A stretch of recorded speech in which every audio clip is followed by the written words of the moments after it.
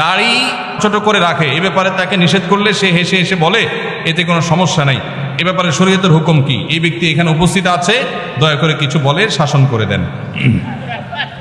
আসামি হাজির। ভাইরা আমার, দাড়ি লম্বা করা এটা নবী সাল্লাল্লাহু আলাইহি ওয়াসাল্লামের নির্দেশ। তিনি বলেছেন আফুল্লুহা আরফুল্লুহা, তোমরা দাড়িকে ছেড়ে দাও। দাড়িকে ছেড়ে দিতে বলেছেন, লম্বা করতে বলেছেন।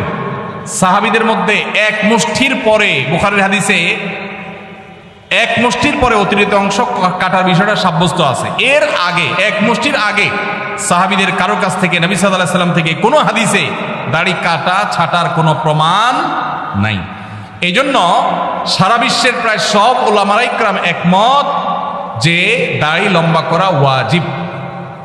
কিছু ইখতিলাফ আছে, আরবের কিছু আলেমদের ভিন্ন মত আছে। বেশিরভাগ আলেমদের মতে হলো দাড়ি লম্বা করা কি ওয়াজিব। ইজিপশিয়ান কিছু আলেমদের ভিন্ন মত আছে, আরো কিছু আলেমদের ভিন্ন মত আছে, বাকি মেজরিটি আলেমদের মত হলো ওয়াজিব। আমরা বলি দাড়ি রাখা সুন্নত, সেটা সুন্নত এই অর্থে নবীজিও দাড়ি রেখেছেন, সেই হিসাবে সুন্নত, কিন্তু তিনি নির্দেশ করলে সেটা কি হয়ে যায়, সেটা আমভাবে ওয়াজিব হয়ে যায়, সেই হিসাবে দাড়ি রাখা ওয়াজিব। অতএব ভাই, যদি কেউ মনে করে দাড়ি না রাখলে সমস্যা নাই, তার কাছে সমস্যার ডেফিনিশনটা কি, সংজ্ঞাটা কি? কেউ তো বলতে পারে নামাজ না পড়লেও সমস্যা নাই, কিন্তু একজন মুসলমান মনে করবে আল্লাহর নবীর ওয়াজিব তরক করলে সমস্যা আছে না নাই? আছে। কিয়ামতের ময়দানে তার জন্য জবাবদিহি করতে হবে কি হবে না? হবে। তবে আমাদের ভাই কেউ হয়তো খোঁচা খোঁচা দাঁড়িয়ে রাখা শুরু করেছেন, আমরা তাকে অ্যাপ্রিসিয়েট করব, আমরা তাকে দূরে সরাবো না। আলহামদুলিল্লাহ ভাই শুরুটা করে দিয়েছেন, ইনশাআল্লাহ আল্লাহ এটাতে বরকত দিবেন। আমরা তাকে এটাকে লম্বা করার জন্য নসিহা করব। তবে সেই সাথে এটাও আমাদের মাথায় রাখতে হবে, দাড়ির চাইতে অনেক ইম্পর্টেন্ট নির্দেশ আছে আল্লাহর, যেগুলো আমরা অহরহ লঙ্ঘন করি। আছে না নাই? এটা শুনে আবার বেদাড়ি আল্লাহ একটু খুশি হয়ে গেছে, যাক আমাদের পক্ষে একটু আসলো। ভাইরা আমার, দাড়ি রাখা ওয়াজিব, সেটা নিয়ে কোনো আলাপ নাই, সেটা নিয়ে কোনো ছাড় নাই, কিন্তু পাশাপাশি আমাদের এটাও মাথায় রাখতে হবে যে আল্লাহর অন্যান্য ফরজ বিধানগুলো মানতে হবে। অনেকে লম্বা দাড়ি আছে, মুখ খারাপ করে, আছে না নাই? বাংলা একটা প্রবাদ আছে, হাজী সাহেবের মুখ খারাপ। কি বলে? হাজী সাহেবের মুখ খারাপ। এই লম্বা দাড়ি নিয়ে মুখ খারাপ করে কি করে না? এই লম্বা দাড়ি নিয়ে দোকানদার দেশি মশারি আর ইন্ডিয়ান মশারি মিশায় দেশি মশারি তেলগুলো বিক্রি করে কি করে না? তাহলে দাড়ি আছে, তিনি ওয়াজিব আমল করেছেন, সবও পাবেন, কিন্তু যেই কাজটা করছেন ওইটা দাড়ি রেখে যে সব পাচ্ছেন তার চেয়ে অনেক বেশি ক্ষতি তিনি করছেন ওই কাজটা করে, ঠিক না ভাই? ঠিক। এই জন্য আমাদের পরিপূর্ণভাবে দ্বীনে প্রবেশ করতে হবে, আল্লাহ আমাদেরকে তৌফিক দান করুন, কিন্তু সেই সাথে দাড়িও লম্বা করার চেষ্টা করতে হবে। কিন্তু কোনো ভাই করছেন না, আমরা বেশিরভাগ মানুষ অন্যকে নিয়ে পড়ে থাকি। একটা বড় মুসিবত হলো বাংলাদেশের মানুষের, আমরা অন্যের চরকায় তেল একটু, আমাকে আল্লাহ দাড়ি রাখার তৌফিক দিয়েছে আলহামদুলিল্লাহ, আমি এখন চিন্তা করবো আমার আখলাকটা ঠিক হয়েছে কিনা, আমি বউরে বাসায় গালি দিই কিনা, আমি কর্মচারীদের সাথে চালের মতো ব্যবহার করি কিনা, আমি মানুষের হক মারি কিনা, আমি দেখবো আমার বাকি আর কোথায় ল্যাকিংস আছে সেটা আমি দূর করব। আমি দাঁড়িয়ে আছে, এই জন্য যার দাড়ি নাই তারে খোঁচা মারি করি আমি, এটা তো কোনো মুসলমানের কাজ হতে। আমি চাইবো আমার ভাইয়ের দাড়ি লম্বা হোক, কিন্তু সেই সাথে আমি চাইবো আমার আরো যে দুর্বলতা আছে সেগুলো যেন দূর হয়। আল্লাহ আমাদেরকে আমলের তৌফিক দান করুন। মেসেঞ্জার গ্রুপ চ্যাটিং এ SMS এর মাধ্যমে ইজাব কবুল হয়েছে, দুজন সাক্ষীও ছিল মেসেঞ্জারে, কোনো মোহর উল্লেখ করা হয়নি। এখন বিবাহ হয়েছে কিনা? মেয়ের বয়স 13 বছর। আজকাল আমাদের অনেক যুবকরা আল্লাহর শরীয়তের সাথে তামাশা করে, তামাশা।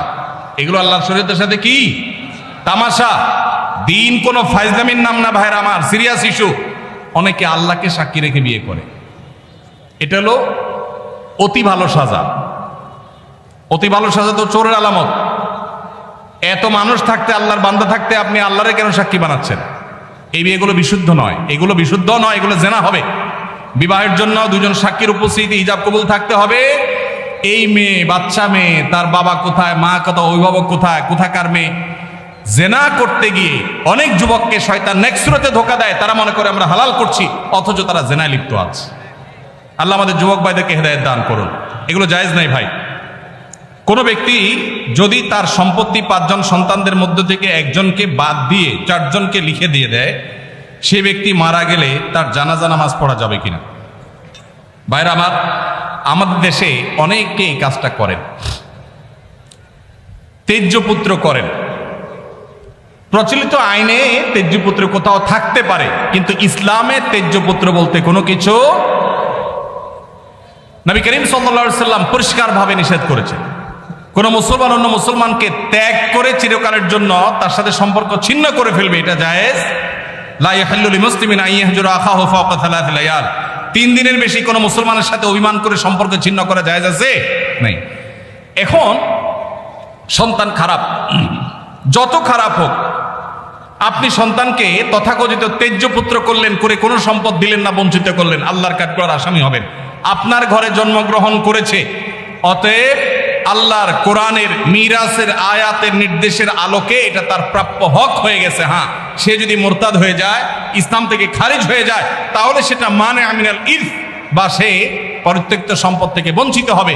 কিন্তু মুসলমান আছে, আপনার কথা শুনে না, আপনার খায় খেদমত করে নাই, আপনি সে অজুহাতে তাকে কিছু দিলেন না, বাকি সন্তানদেরকে দিয়ে দিলেন, আল্লাহর কাঠগড়ায় আসামি হতে হবে, জায়েজ হবে না।